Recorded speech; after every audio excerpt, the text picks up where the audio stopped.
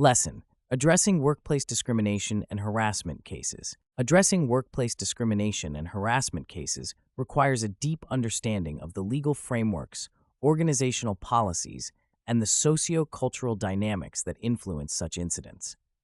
An effective approach involves not just addressing the issues as they arise, but implementing preventive measures and fostering an inclusive workplace culture. This lesson aims to provide HR leaders with actionable insights, practical tools, and frameworks to navigate these challenges effectively. Understanding the multifaceted nature of discrimination and harassment is crucial. Discrimination in the workplace can manifest in various forms, including but not limited to race, gender, age, disability, and sexual orientation. Harassment often overlaps with discrimination and can include unwelcome behavior that creates a hostile work environment. According to the Equal Employment Opportunity Commission, in 2020, there were 67,448 discrimination charges filed, which highlights the prevalence of these issues. One practical tool for addressing workplace discrimination and harassment is the implementation of a robust policy framework. This framework should clearly define what constitutes discrimination and harassment, outline the procedures for reporting and investigating complaints, and specify the consequences for perpetrators. An effective policy should be communicated regularly to all employees to ensure awareness and understanding. Furthermore, it should be reviewed and updated periodically to reflect changes in laws and organizational dynamics. Training programs are another essential component of addressing workplace discrimination and harassment. These programs should be designed to educate employees and managers about recognizing and preventing discriminatory behaviors and harassment.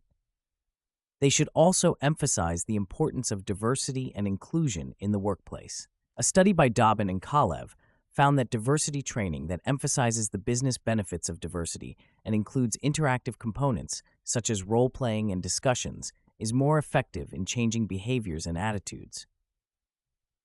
In handling specific cases of discrimination or harassment, HR leaders should adopt a systematic approach.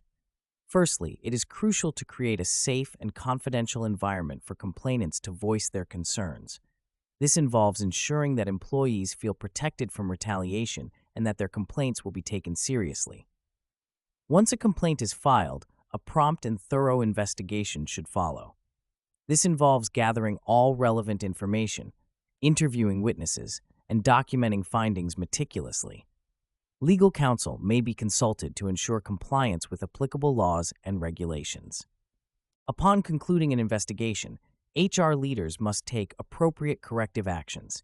This could range from disciplinary measures against the perpetrator to organizational changes aimed at preventing future incidents.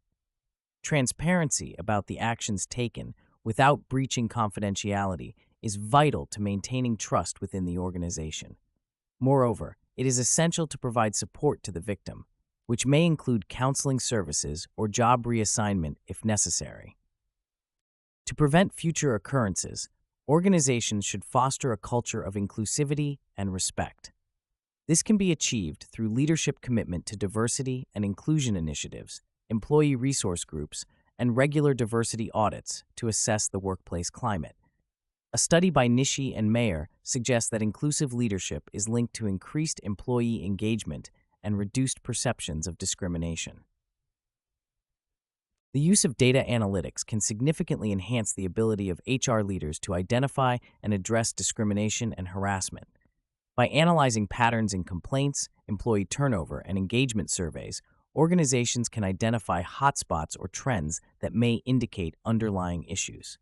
Predictive analytics can also be used to forecast potential risks and implement targeted interventions. An example of a successful intervention is the case of a large tech company that identified a high turnover rate among women and minority employees through data analysis. By conducting exit interviews and surveys, the company discovered that these groups felt undervalued and excluded from key projects.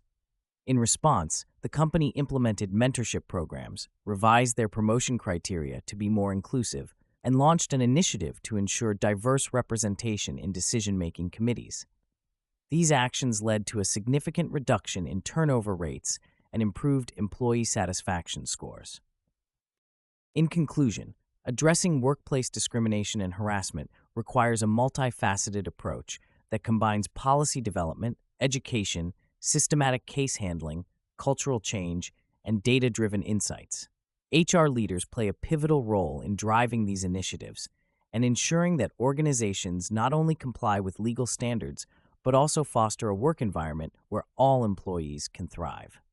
By implementing the strategies and tools discussed in this lesson, HR professionals can enhance their proficiency in managing these issues and contribute to creating more equitable and inclusive workplaces.